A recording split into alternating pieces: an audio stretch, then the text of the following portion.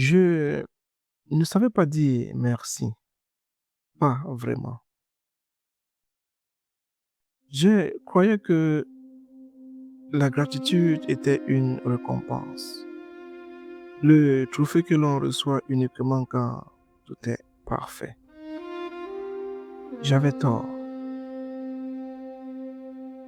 Après avoir exploré mes racines, mes silences, et après avoir regardé mes fissures et mes effondrements, il me reste une chose plus vaste que la brume et plus solide que le granit,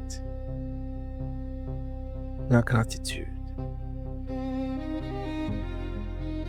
Les stoïciens nous enseignaient que la sérénité ne vient pas de ce que la vie nous donne, mais de notre capacité à remercier pour ce qui est déjà là.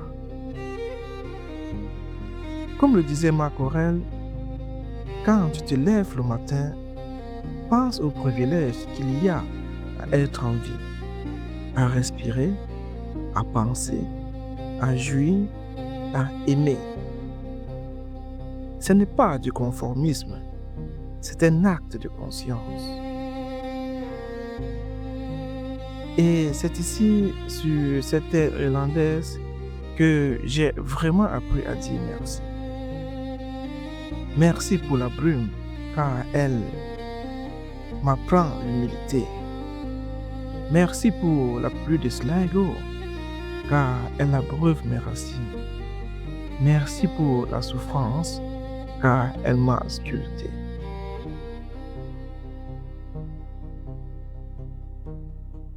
En photographie contemplative, j'ai compris ce qu'est cette gratitude. C'est un flash de perception. Le moment où je réalise que ce que j'ai devant les yeux est un cadeau unique qui ne se reproduira jamais.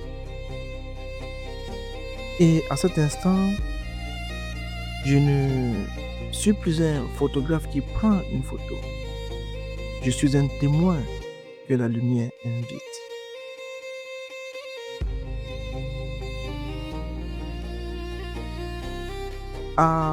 Dans Patrick Heath, devant ce monolithe qui endure les assauts de l'océan depuis des millénaires, j'ai ressenti cette invitation, une dette de présence. Ne pas capturer, juste accueillir. Mon angle n'est plus faite de certitude, mais de connaissance. Je ne cherche plus à posséder le monde à travers mon objectif. Je cherche simplement à le remercier d'exister. Car la clarté n'est pas seulement dans le ciel, elle est dans le cœur qui s'est dit merci, à l'ombre comme à la lumière. Ils ont leur lumière, j'ai ma brume. Et aujourd'hui, c'est une bénédiction.